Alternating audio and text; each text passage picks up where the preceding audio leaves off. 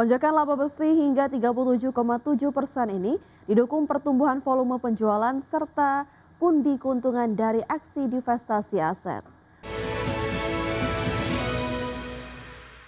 PT Unilever Indonesia Tbk membukukan lompatan kinerja keuangan yang solid sepanjang semester 1 tahun 2026.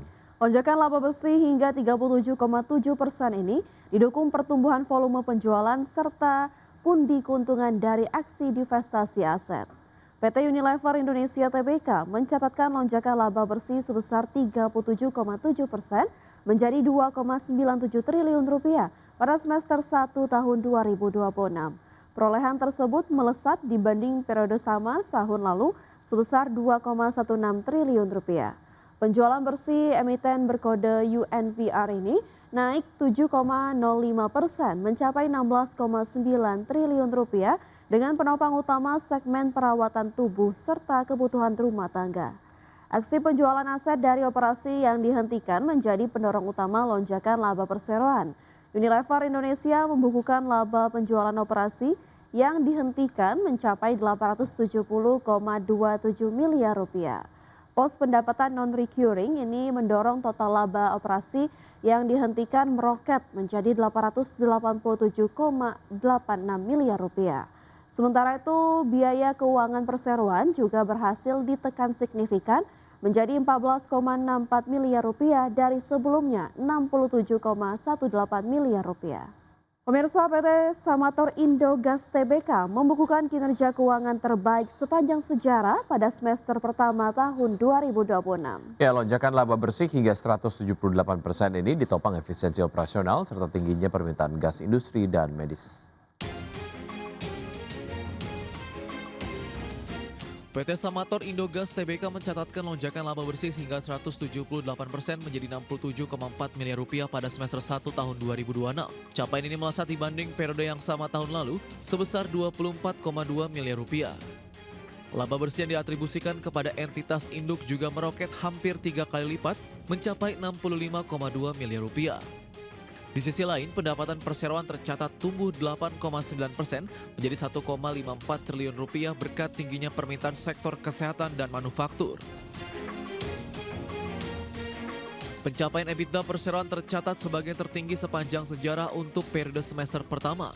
EBITDA yang dilaporkan melesat 10% secara tahunan mencapai 452,5 miliar rupiah dengan margin meningkat menjadi 29,3%. Laba kotor perseroan juga naik 12,8% menjadi 725,6 miliar rupiah seiring efisiensi harga pokok penjualan.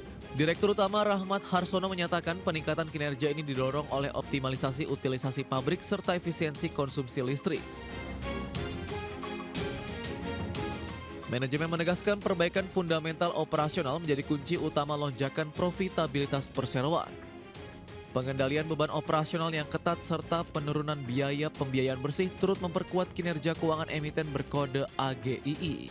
Adapun memasuki semester kedua, perseroan bahkan mempertahankan eksekusi bisnis yang disiplin serta otomatisasi teknologi. Langkah strategis ini diharapkan mampu menjaga momentum pertumbuhan yang menguntungkan bagi seluruh pemegang saham. Berbagai sumber IDX Channel. Ya, bisa kita beralih ke informasi berikutnya, di mana Presiden Prabowo Subianto meminta Badan Pengelola Investasi Danantara dilibatkan dalam Komite Stabilitas Sistem Keuangan atau KSSK. Keterlibatan Danantara dalam KSSK diharapkan dapat memperkuat koordinasi kebijakan dengan mempertimbangkan kondisi perekonomian dan dunia usaha secara lebih menyeluruh.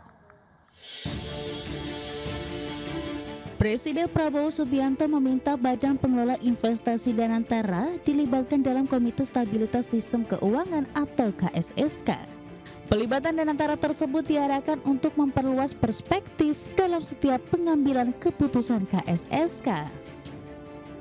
CEO Danantara Rosan Roslani mengatakan keterlibatan Danantara dalam KSSK diharapkan dapat memperkuat koordinasi kebijakan dengan mempertimbangkan kondisi perekonomian dan dunia usaha secara lebih menyeluruh. Arahan tersebut akan membuat koordinasi KSSK menjadi lebih luas dengan melibatkan Danantara sebagai bagian dari ekosistem kebijakan ekonomi nasional. Rosan mengatakan berdasarkan arahan Presiden, Danantara nantinya akan dilibatkan dalam pertemuan KSSK. mempunyai dampak juga langsung ke perekonomian dan usaha, hanya dari segi fiskal dan moneter aja, jadi lebih ke holistic sistemnya. Jadi arahannya adalah KKSK plus dana. Sebagai informasi, KSSK merupakan forum koordinasi yang melibatkan otoritas terkait untuk menjaga stabilitas sistem keuangan nasional. Dengan adanya arahan baru tersebut, Danantara akan turut dilibatkan dalam pembahasan dan pengambilan keputusan yang berkaitan dengan stabilitas dan perekonomian nasional. Dari Jakarta, Tim Liputan IDX Channel. Ya, mayoritas lembaga keuangan global memperkirakan The Fed akan mempertahankan suku bunga acuan pada FOMC yang digelar pekan ini. Sejumlah lembaga tersebut memproyeksikan suku bunga acuan tetap berada di kisaran 3,5 hingga 3,75% hingga akhir 2026.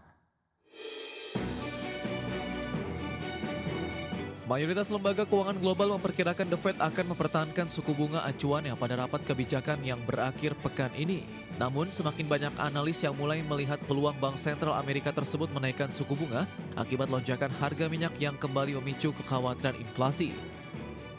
Lonjakan harga energi tersebut dikhawatirkan dapat membuat inflasi tetap bertahan di atas target 2%, sehingga The Fed perlu mempertahankan kebijakan moneter yang ketat lebih lama.